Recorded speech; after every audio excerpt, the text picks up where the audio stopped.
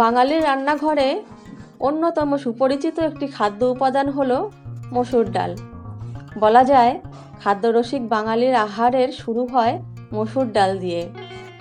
বাঙালিদের পাশাপাশি পৃথিবী জুড়ে নানা জাতির মানুষদের খাদ্য তালিকায় মসুর ডাল অত্যন্ত জনপ্রিয় একটি খাবার। নমস্কার বন্ধুরা, আমি শিল্পী মল্লিক, হ্যাপি মাইন্ড কিচেনে আপনাদের স্বাগতম। আজকে আমি টমেটো দিয়ে মসুর ডাল রান্না করছি। মসুর ডালটা প্রথমে ভালো করে 3-4 বার ধুয়ে নেব, যতক্ষণ পর্যন্ত এই ডালটা ভালো করে পরিষ্কার না হবে ধুয়ে নিতে হবে। ধোয়া হয়ে গেছে ডাল, এবার রান্না শুরু করব। কড়াইতে সর্ষের তেল গরম হলে এর মধ্যে আমি প্রথমে 5 ফোড়ন দিলাম। 5 ফোড়নটা একটু গরম হওয়ার পরেই এর মধ্যে আমি জিরে দিয়ে দিলাম ফোড়ন। ভালো করে মিশিয়ে নেব। দিয়ে দিলাম কারি পাতা।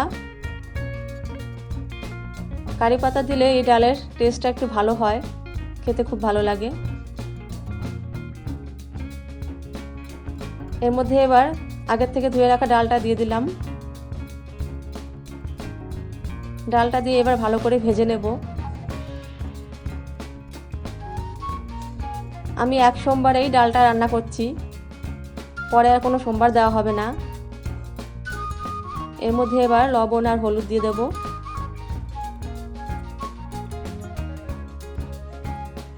লবণ হলুদ দেওয়ার পরও আর একটু ভেজে নিতে হবে।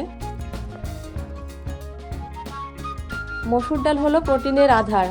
যারা নিরামিষাশী তাদের শরীরে প্রোটিনের চাহিদা মেটাতে মাছ মাংসে জায়গা করে নেয় মসুর ডাল। দিয়ে দিলাম কাঁচা লঙ্কা। কাঁচা লঙ্কা দেওয়ার পর আরেকটু ভেজে নেব। ডালটা যখন একদম ঝুরঝুরে হয়ে যাবে, কালারটা অনেক সাদা সাদা ভাব এসে যাবে, তখন এর মধ্যে জল দিয়ে দিতে হবে। পরিমাণ মতো জল দিয়ে দিলাম। এবার এই ডালটা যতক্ষণ না গলবে ততক্ষণ পর্যন্ত ওয়েট করতে হবে। তারপর আমি টমেটো দেবো এর মধ্যে।